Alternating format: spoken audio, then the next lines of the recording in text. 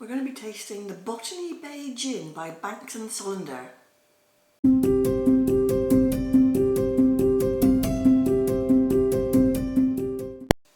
Hi, I'm Jo, this is Maxima. We are Tipples and Treats, and today's tipple is a gin. It's the Botany Bay Gin from Banks and Solander. This gin was the March 22 Yes. Garden Street Gin Club delivery. Yes, it was. And so Banks and Solander, botanists, discoverers from way back in Australia, and this is named after them.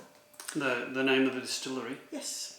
Right. And Botany Bay is a very famous bay in New South Wales in Sydney, where I think Captain Cook and Banks actually landed, didn't they? Yeah, it's connected to a lot of that sort of... A lot of history, Australian history. Yes. Yes. Yeah. So I actually attended the online session for Garden Street Gin Club for this month, and it was great to watch actually. It's a couple own it and they do pretty much all of the work themselves. The couple that run this distillery, were really good. Engaging.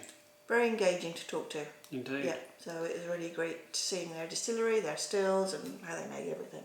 All right, now while you open that, this gin is 48% alcohol by volume, which is getting up there in the gins. Yeah, it's usually they're around about 43%. And the bottle costs around about $85, which sort of goes to show that Garden Street Gin Club continues to be pretty good value, because there was a couple of bottles of... You always get some tonics, a couple of tonics. Some garnishes. And usually a sweet treat and a savoury treat. Indeed. Yes. So this was entered into the International Wine and Spirits competition in 2022, and the tasting notes from that competition say that it's... and it won a silver medal. And a silver medal, yes. You didn't mention that bit. No, I didn't. I should have. It entered in and didn't win. That's what he was implying. Well, this is a strong nose. Quite lemony, isn't it? Quite citrusy, lemony. Tangy, sort of lots of citrus, more than one. Lemon, grapefruity. Tangy is a good description. Strong juniper nose. Quite spicy, quite peppery, I think. It's quite... On the nose, it's quite complex, isn't it? Yeah, it is. It smells quite nice. So this is pot distilled using a combination of a traditional and non-traditional Australian botanicals, including Tasmanian Pepperberry, lemon myrtle, strawberry gum, and roasted Wattleseed. Fair bit going on there. Interesting. The blend of orange and strawberry gum gives rise to the gin's floral and citrus notes. Floral and citrus. Yes. While there's aniseed, cardamom, and roasted Wattleseed deliver a spicy and chocolate body. There you go. It smells quite intriguing. It does. Let's give it a taste.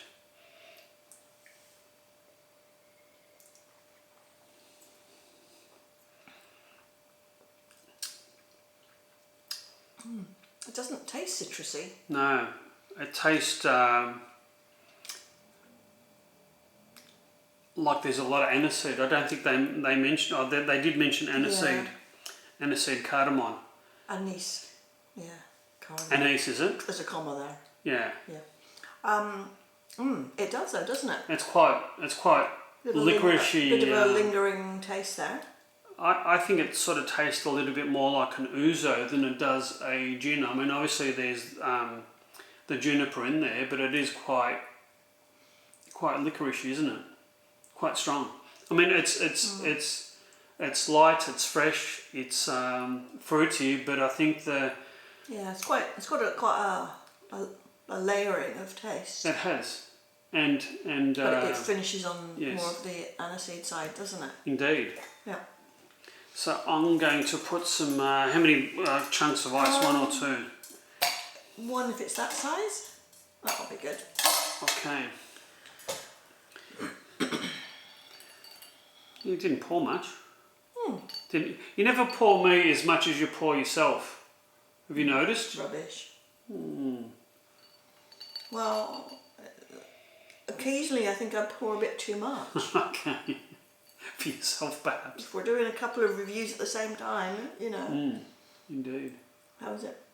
The nose is very similar. It's probably cut down on the spiciness maybe a little bit. I'll give it a taste.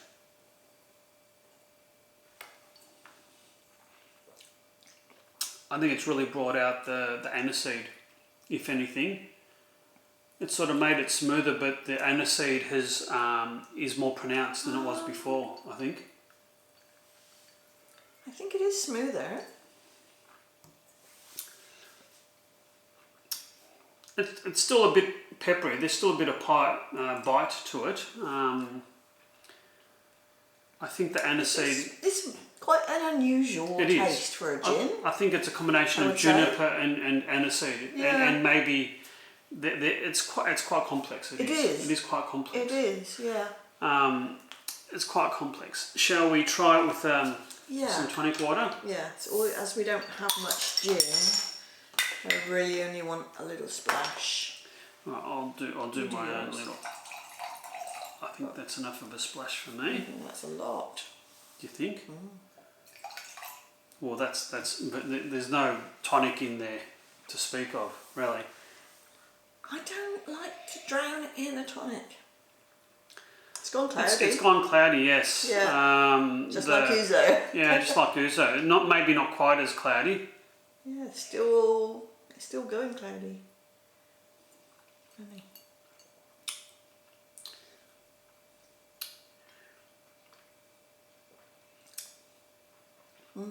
I think that's made it more aniseed again.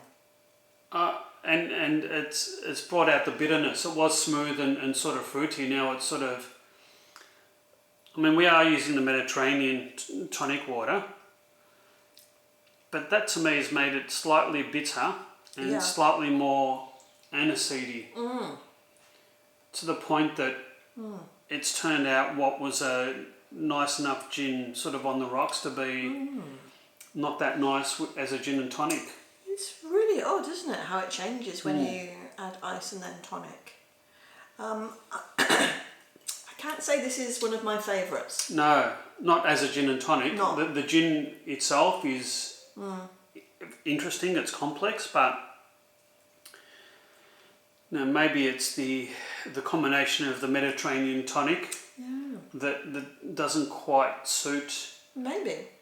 I must say though, because we were away and we didn't record for a while, I cannot remember what tonic this came with. Right. So that's my bad for not keeping on top of it. Or maybe maybe it came with another. Maybe we'll I think it did come with another brand of tonic that might have been better. The next box came with a different tonic. Oh, did it? Yeah. Right. We're a bit behind. It could have come with the Mediterranean. I'm not sure. Yeah, I cannot remember at the moment. There's too many gins and too many deliveries. Viewers. Yes. Look, I must say that... not my favourite. No. But it would be an odd world where you liked everything that you tried, wouldn't it? Yeah. Yeah. I think just a very minimal amount of tonic with this. Otherwise, it sort of...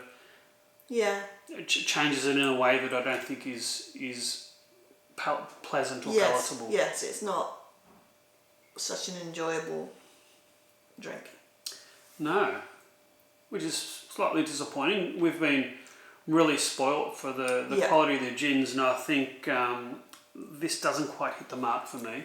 As a gin and tonic. Not for me either. No, I think this has been the only Garden Street Gin Club gin that we haven't really liked. On that slightly disappointing note, Joe, ask our viewers if they like this. Please hit the like and subscribe buttons, and we'll endeavour to do many more reviews in the coming weeks and months. Yes, and let us know if you've got a gin that you like. Or don't like. Or don't like. There might be something that you despise. Who knows? I remember for many years that I couldn't drink Ouzo for misbegotten youth episodes. That's a very specific taste, isn't it? It is. You either like or don't. Or don't like, yes. It took me quite a number of years to be able to drink it again after I'm not unpleasant experiences. Not a fan of that. No. All right, less of your misspent youth. Yes. On that note. Cheers. Cheers.